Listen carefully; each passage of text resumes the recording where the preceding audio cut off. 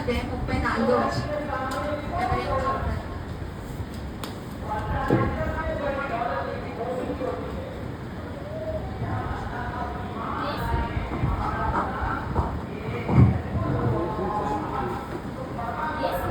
యేసు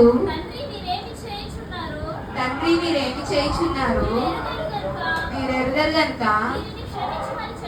వీరిని క్షమించమని చెప్పాను. చాలండి.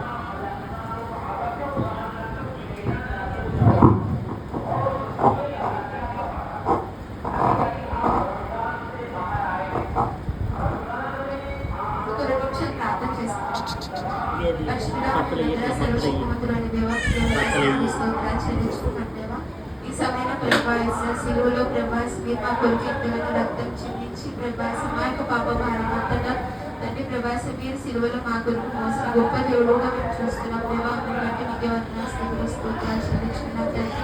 ఈ సమయంలో అల్పురాలు దేవా ఎందుకు పనికిరాన్నారు ప్రభా ఈ సెలవులో ప్రభా ఈ సమయంలో మీ సన్నిధిలో నిలబడి ప్రభాస్ మొదటి పాట పలికే కృపని నడిపిస్తున్నందుకు మీకే వందనాలు స్తోత్రాలు చెల్లించుకున్నాను ప్రభా. నేను మాట్లాడితే నేనేం చెప్పలేము దేవా. ప్రభాస్ నీ యొక్క ఆత్మ నడిపింపు నీ యొక్క ఆత్మ సహాయం దయచేయవా. ఎలా మాట్లాడాలో ప్రభా నీ యొక్క ఆత్మ ద్వారా నాతో మీరే బయలుపరచమని వేడుకొచ్చున్నాం దేవా. వింటున్న ప్రతి ఒక్కరికి కూడా ప్రభాస విరగల హృదయాలను దయచేయమని వేడుకొచ్చున్నాం దేవా. మీకు వందనాలు చెల్లించుకున్నాం తండ్రి. నరపుతుడా నీ కిందగా నిలబడితే ప్రభాస నేను నీతో మాట్లాడతానని సెలవిస్తున్నారు కదా ఆయన. ప్రభాస మీరే నాతో ఉండి మాట్లాడి సెలవించి సహాయం దయచేయమని తండ్రి చిన్న ప్రాంతం సెలవు అడిగి పెట్టుకోతున్నాను నమ్ముచున్నాం తండ్రి. ఆమె యేసు ప్రభా శిలువలో పలుకుతున్న మొదటి మాట, తండ్రి మీరేమి చేయుచున్నారో మీరు ఎరుగరు కనుక వీరిని క్షమించమని చెప్పాను. Father, forgive them for they do not know what they are doing. అని యేసు ప్రభా శిలువలో పలుకుతున్న మొట్టమొదటి మాట, శ్రమల్లో ఆయన పలుకుతున్న మొట్టమొదటి మాట ఏంటంటే తండ్రి మీరేమి చేయుచున్నారో మీరు ఎరుగరు కనుక వీరిని క్షమించుము. ఈ మాట ఎటువంటిదంటే ద వర్డ్ ఆఫ్ ఫర్గివ్నెస్. క్షమించే వంటి మాట ఆయన శిలువలో పలుకుతాడు. ఆ శిలువలో ఆయన పడుతున్నప్పుడు ఎన్నో శ్రమలు అనుభవిస్తున్నారు. ఆయన శ్రమల గుండా వెళ్తూ ఈ మాట పలుకుతున్నారు. మనం కూడా మనం ఎన్నో శ్రమల్లో ఉన్నప్పుడు మనం ఏం చేస్తాం?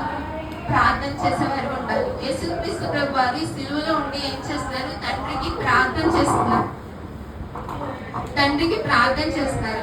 ఆయన గెత్సెమనే తోట నుండి చెమట రక్త బిందువులే మారడం, అలాగే ఆయన ఉమ్ము వేసిన వారి గురించి, అలాగే ఆయన రాళ్లతో కొట్టిన వాళ్ళు, అలాగే ఆయన్ని కొరడాలతో కొట్టిన వాళ్ళు, వీళ్ళందరి గురించి ఆయన ఏం చేస్తున్నాడంటే తండ్రి మీరేం చేయించున్నారు మీరు ఎరుగరు కనుక వీరిని క్షమించుము అని ప్రార్థన చేస్తున్నారు. యేసుక్రీస్తు ప్రభువు శిలువలో పలికిన 7 మాటల ద్వారా మనం అనేకమైన పాఠాలు నేర్చుకోవచ్చు. అలాగే ఆయన ఎన్నో శ్రమలు అనుభవిస్తున్నారు. యేసు ప్రభువు శిలువలో ఉన్నప్పుడు ఎలా ఉన్నారు? కదలలేని పరిస్థితిలో ఉన్నారు. భయంకరమైన శ్రమలు అనుభవిస్తున్నారు. ఆయన ఆ శ్రమల్లో కూడా ఆయన ఏం చెప్తున్నారంటే తండ్రి మీరేమి చేయుచున్నారో మీరు ఎరుగరు కనుక వీరిని క్షమించుము. మనం కూడా ఈ దినాన ఎన్నో శ్రమలు అనుభవిస్తూ ఉంటాం. ఆ శ్రమల్లో మనం దేవునికి ప్రార్థన చేసే వారిగా ఉన్నామా లేదా అనేది మనం గ్రహించాలి. యేసుక్రీస్తు ప్రభువు అన్ని శ్రమల్లో కూడా ఏమని చేస్తున్నారు? తండ్రికి ప్రార్థన చేస్తున్నారు.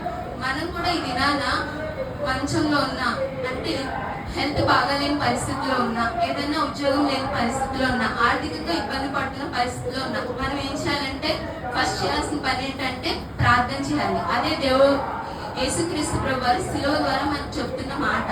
మనం కూడా ఏం చేయాలి? మన శ్రమలో ప్రార్థన చేయాలి. ఒకవేళ ఆయన శిలువలో లేకుండా మామూలుగా ఉంటే ఎవరినైనా బాగుపరిచేవాళ్ళేమో, అనారోగ్యంతో ఉన్న వాళ్ళు వెళ్ళి స్వస్థపరిచేవాళ్ళేమో, కుంటి వారికి నడకనిచ్చేవాళ్ళేమో, గురుటి వారికి చూపునిచ్చేవాళ్ళు, అలా ఎన్నో అద్భుత కార్యాలు చేసేవాళ్ళు. కానీ ఇప్పుడు ఆయన ఎక్కడున్నారు? శిలువలో ఉన్నారు. శిలువలో ఏం చేస్తున్నారు? ఎన్నో శ్రమలు అనుభవిస్తారు. ఆ శ్రమల్లో ఆయన ఏం చేస్తున్నారంటే ప్రార్థన చేస్తారు. మనం కూడా ఈ దినాల శ్రమల్లో ఏం చేయాలంటే ప్రార్థన చేసేవారిగా ఉండాలి. ఆయన తండ్రికి ప్రార్థన చేస్తున్నారు. ఎవరి గురించి ఆయన ప్రార్థన చేస్తున్నారు? ఎవరైతే ఆయన్ని అవమానపరిచారో, ఎవరైతే ఆయన్ని రాళ్లతో కొట్టారో, ఎవరైతే ఆయన్ని కొరడాలతో కొట్టి ఆయన యొక్క శరీరాన్ని చీల్చారో, ఎవరైతే ఆయన్ని అవమానపరిచారో, ఎవరైతే ఆయన్ని గాయపరిచారో, వాళ్ళందరి గురించి ఏం చేస్తున్నారంటే తండ్రి మీరేం చేయించున్నారో మీరు ఎరుగరు కనుక వీరిని క్షమించు. యేసుక్రీస్తు ప్రభువారు మొట్టమొదటిలోనే పలికిన మాట ఏంటంటే, తండ్రి వీరేమి చేయించున్నారో వీరెవరు కనుక వీరిని క్షమించుము. ఎందుకు క్షమించమని యేసు ప్రభు అడుగుతున్నాడు? ఎందుకంటే ఈ లోకంలో మనకి ఏదైనా దొరికితేమో కానీ క్షమాపణ అనేది ఈ లోకంలో దొరకని స్థితిలో మనం ఉన్నాం అన్నమాట. అలాగే యేసుక్రీస్తు ప్రభువారు ఈ లోకంలో వచ్చింది ఈ లోక మనుషుల యొక్క పాపాన్ని మోయడానికి. అలాగే బాప్తిసం ఇచ్చి యోహాను మాట్లాడినాడు, ఇదిగో లోక పాపమును మోసుకొని పోవు దేవుని గొర్రె పిల్ల అని చెప్తున్నాడు. ఎవరి గురించి? యేసుక్రీస్తు ప్రభువారి గురించి చెప్తున్నాడు. అలాగే యేసుక్రీస్తు ప్రభువారి దగ్గర ఎంతో మంది ఎన్నో మేలు పొందుతున్నారు. అనారోగ్యంతో ఉన్న వాళ్ళు స్వస్థపరచబడ్డారు. అలాగే ఆయన చేతిలో ఉన్న రొట్టెలు తీసుకున్నారు. ఏ చేతులతో అయితే మన రొట్టెలు తీసుకున్నారో ఆ చేతితోనే ఇప్పుడు రాళ్ళు తీసుకుని ఆయన మీద వేసి సిలువ వేయండి సిలువ వేయండి అని బిగ్గరగా కేకలు వేస్తున్నారు. ఎవరైతే మేలు పొందుతున్నారో వాళ్ళే ఇప్పుడు యేసు ప్రభు మీద తిరుగుబాటు చేస్తారు. మనం కూడా ఈ దినాన్ని ఎవరైతే మనకి మేలు చేస్తారో వాళ్ళు మన మీద తిరుగుబాటు చేస్తే మనం ఏం చేయాలంటే వారి గురించి ప్రార్థన చేసేవారిగా ఉండాలి, వారిని క్షమించేవారిగా మనం ఉండాలి. అలాగే మనం బైబిల్లో చూసుకుంటే సంసోను ఉన్నాడు. సంసోను తనకి కళ్ళని పీకేసి తన హెయిర్ అంతా తీసేసినప్పుడు ఆయన ఏమన్నాడు? ప్రభా నాకు మరలా బలం ఇవ్వయ్యా, నేను వీళ్ళ పని చూస్తాను అన్నాడు. కానీ యేసుక్రీస్తు ప్రభువారిని ఆయన అంతగా హింసించిన ఆయన ఏం చెప్తాడు తెలుసా? ప్రభా మీరు ఏం చేస్తారు మీకు తెలియదు కనుక వీరిని క్షమించుము అని గొప్ప ప్రేమ కలిగిన మాట ఆయన పలుకుతున్నారు. అలాగే ఒక ఖైదీ ఉన్నాడు అనుకోండి, ఫర్ ఎగ్జాంపుల్ ఆయన అడిగాడంట, ఇప్పుడు నేను విడిచిపెడితే నువ్వేం చేస్తావంటే నేను బయటికి వెళ్ళి ఇంకో ఇద్దరు చంపేసి వస్తాను అన్నాడంట. అదే యేసుక్రీస్తు ప్రభువారు అయితే మీరు ఏం చేస్తారు మీకు తెలియదు కనుక వీరిని క్షమించుమని ఎంతో మంచిగా ప్రేమ కలిగిన మాట ఆయన పలుకుతున్నారనమాట. ఆయన మాటలో చెప్పడం మాత్రమే కాదు, క్రియలో కూడా చేసి చూపించాడు. మనం బైబిల్ రిఫరెన్స్ చూస్తున్నాం. మత్తయి సువార్త 5వ అధ్యాయం 44వ వచనం. మత్తయి సువార్త 5వ అధ్యాయం 44వ వచనం.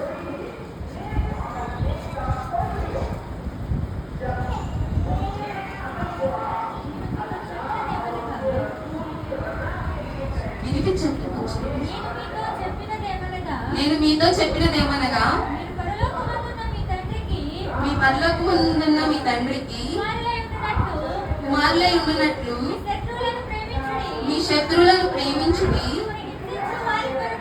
మిమ్మల్ని హింసించు వారి కొరకు ప్రార్థన చేయుడు. ఇక్కడ యేసుక్రీస్తు ప్రభువారు ఏదైతే చెప్పారో అది సిలువలో అదే చేస్తారు. మిమ్మల్ని హింసించు వారి కొరకు ప్రార్థన చేయుడి. ఆయన అనేక మంది హింసిస్తున్నప్పుడు ఆయన ఏం చేస్తాడు? తండ్రికి ప్రార్థన చేస్తాడు, తండ్రి వీరేం చేయుచున్నారో వీరు ఎల్లరు కనుక వీరిని క్షమించుము అని తండ్రికి ప్రార్థన చేసే వారిగా యేసుక్రీస్తు ప్రభువారు మనకు కనిపిస్తారు. అదే విధంగా ప్రవచనం కూడా బైబిల్లో యేసుక్రీస్తు ప్రభువారి గురించి రాయబడి ఉంది. ఒకసారి బైబిల్ యెషయా గ్రంథం 53వ అధ్యాయం 12వ వచనం. యెషయా గ్రంథం 53వ అధ్యాయం 12వ వచనం. కావున గొప్పవారితో కలిసి అతడు సొలదుము విభాగించుకున్నాడు. యాలయనగా మరణమునట్లు అతడు తన ప్రాణమును దారపోసను. అతిక్రమం చేయవారిలో ఎంతమంది వాడాలి. అనేకుల పాపములను భరించుచు తిరుగుబాటు చేసిన వారి గురించి విజ్ఞాపన చేశాను. అంటే ఎవరైతే ఆయన మీద తిరుగుబాటు చేస్తున్నారో వారి గురించి విజ్ఞాపన చేస్తారు. ఎవరైతే ఆయన సిలువ మీద ఆయన అప్పగించారో వారి గురించి తండ్రికి ఏం చేస్తున్నాడు? ప్రార్థన చేస్తాడు. ఆ ప్రవచన గ్రంథం యేసుక్రీస్తు ప్రభు గురించి అక్కడ రాయబడింది, ఇక్కడ నెరవేర్చబడింది.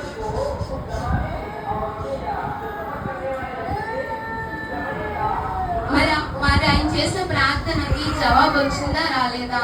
వచ్చిందా లేదా చూద్దాం. అపోస్తల కార్యములు 3వ అధ్యాయం 17వ వచనం.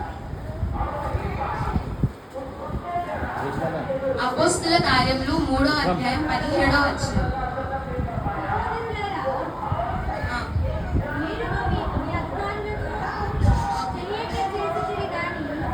మీరు తెలియక చేశారు. ఇక్కడ పేతురు గారు మీరు తెలియక చేశారు అని అక్కడ ఉన్న జనాంగానికి వాక్యం బోధిస్తున్నారు. అక్కడ ఎంతమంది ఉన్నారు? 3000 మందికి పేతురు యోహానులు వాక్యం చెప్పినప్పుడు ఆ 3,000 మంది ఏం చెప్తారు తెలుసా? మేము తప్పు చేసాం, మేము పాపం చేసాం అని చెప్పేసి పశ్చాత్తాపడి ఆ 3,000 మంది ఏం చేశారంటే ఆ దినాన్ని రక్షణ పొందారు. యేసుక్రీస్తు ప్రభువు సిలువలో చేసిన ప్రార్థనకి ఇక్కడ మనం జవాబు చూస్తున్నాం. ఆ 3,000 మంది ఏం చెప్తున్నారంటే మేము తప్పు చేసాం, మేము పాపం చేసాం. అలాగే పేతురు కూడా అంటున్నాడు ఏమని? మీరు తెలియక చేశారు. యేసుక్రీస్తు ప్రభువు ఏదైతే పలికాలో అదే ఇక్కడ కూడా పేతురు చెప్తాం.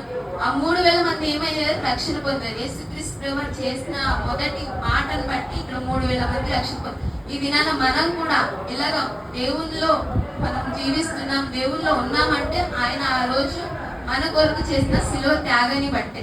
అలాగే క్షమించడం అనేది దేవునికి పవర్ ఉందా లేదా? యేసుక్రీస్తు ప్రభువారు మన బైబిల్లో చూసుకుంటే పాపత్తురాలి స్త్రీని ఏం చెప్తాడు? మీ పాపాలు క్షమించబడి అని చెప్తాడు. కానీ ఇక్కడ ఏం చెప్తాడు? తండ్రి మీరు ఏం చేస్తున్నారో వీరు ఎరగరు కనుక వీరిని క్షమించుము అని తండ్రిని ఎందుకు అడుగుతున్నాడు? దేవుడికి శక్తి లేదా? క్షమించాలి కదా, మరి క్షమించకుండా తండ్రిని ఎందుకు అడుగుతున్నాడు? ఇది చాలా మందికి క్వశ్చన్ అనేది రైజ్ అవుతూ ఉంటుంది. ఎందుకు అడుగుతున్నాడంటే అక్కడ ఆయన ఏంటంటే ఒక దేవుని యొక్క శక్తి ఆయన యూజ్ చేయకూడదు, అక్కడ ఉపయోగించకూడదు. మానవులందరి పాపం ఎవరి మీద మోపబడింది అంటే యేసుక్రీస్తు ప్రభు వారి మీద మోపబడింది. ఇప్పుడు ఆయన ఎలా ఉన్నారంటే మానవుని స్వరూపంలో ఉన్నారు. ఆయన మీద ఏముందంటే మనందరి పాప భారం ఆయన మీద ఉంది. కాబట్టి ఆయన అక్కడ దేవుని శక్తి యూజ్ చేయకూడదు. కాబట్టి ఏం చెప్తారు? తండ్రి వీరేమి చేయించున్నారో వీరు ఎరువులు కనుక వీరిని క్షమించుము అని తండ్రికి అడుగుతున్నారు. దీన్ని బట్టి మనం ఏం తెలుసుకోవాలంటే సిలువలో దేవుడు ఎన్నో శ్రమలు అనుభవించాడు. శ్రమల్లో ఏం చేశాడు? ప్రార్థన చేశాడు. మనం కూడా శ్రమల్లో ఏం చేయాలి? ప్రార్థన చేయాలి. అలాగే మన పక్షాన ఎవరైనా తప్పు చేసే వాళ్ళని క్షమించే హృదయం కలిగి ఉండాలి. అలాగే ఎంతటి ఘోర పాపినైనా దేవుడు క్షమించడానికి సిద్ధ మనసు కలిగి ఉన్నాడని మనం ఈ యొక్క మొదటి మాట ద్వారా మనం నేర్చుకోవాల్సిన పాఠం. నాకు ఈ అవకాశం ఇచ్చిన దైవ సేవకురాలకి ప్రత్యేక వందనాలు తెలియజేస్తున్నాను. ప్రార్థన చేస్తాను. పరిశుద్ధ మహోన్నతుడ సర్వశక్తి మంతుడైన దేవా మీకు వందనాలు స్తుతులు స్తోత్రాలు చెల్లించుకుంటాం దేవా. ఈ సమయాన్ని సరిగా నిలబడి నన్ను వాడుకున్న విధానం బట్టి మీకు వందనాలు చెల్లించుకుంటాం దేవా. తండ్రి మీరేమి చేయించున్నారు మీరు ఎరువులంతా మీరు క్షమించుకొని మొట్టమొదటి మాట ద్వారా మీరు మాతో మాట్లాడతారన్న మీరు ఎన్నో శ్రమల్లో కూడా ప్రభావిస్తాం. మేము తండ్రికి ప్రార్థన చేసినట్టు మేము చూస్తున్నాం దేవా. ఈ దినాన్ని మేము కూడా శ్రమంలో ప్రభావిస్తాం. వేరే మనుషుల మీద ఆధారపడుతున్నాం. మేము దయచేసి మమ్మల్ని అటువంటి స్థితిలో ఉండలేదు నాయన. మా శ్రమల్లో మేము కూడా తండ్రికి ప్రార్థన చేసేవారిగా ఉండే గొప్ప జీవితాలు మీరు మాకు దయచేయండి నాయన. అలాగే నేను ఎవరైనా మా విషయంలో ప్రభావితం తప్పిదం చేసినా ఎవరైనా పాపం చేసిన వారికి క్షమించే హృదయం కలిగి మేము జీవించే వారికి ఉండే కృపను దయచేద్దండి. నీ వంటి మనసును కలిగి మేము కూడా జీవించాలి దేవా. అటువంటి హృదయాన్ని మీరు మాకు దయచేయమని వేడుకొచ్చున్నాం దేవా. అలాగే నైనా ప్రభాసి లోక పాపనన్నింటినీ తండ్రి మీ యొక్క శిలువ మీద మోసుకుని ప్రభాసి మాకు ఎంత రక్తం చిందించాను నాయన. శరీరం అంతా ప్రభాసి దున్నబడినట్టు మేము చూస్తున్నాం దేవా. ఎవరు చేయగలరు నాయన ఇంత గొప్ప ప్రేమ? నువ్వు తప్ప మా పట్ల ఇంకెవరు ఇంత గొప్ప ప్రేమ చూపించలేదు నాయన. ప్రభాసాలు నిత్యం మేము నెమరు వేసుకుని స్థుతించి తండ్రి నీ రక్షణ కొరకు మేము ఎదురు చూసే కృప మీరు మాకు దయచేయండి నాయన. రాత్రి సమయంలో మేము కూడా ఎత్తబడే గుంపులో ఉండే కృపను మీరు మాకు దయచేసి నడిపించమని తండ్రి. ఆయన ముందు చేస్తున్నారు నా ముందున్న బిడ్డల యొక్క మాటల్లో కూడా మీరు తోడుకుని నీ యొక్క ఆత్మతో నడిపింపు దయచేయమని నచ్చడం చేస్తున్నాం. అడిగేట్టుకుని పొందిన నమ్ముచున్నాం తండ్రి.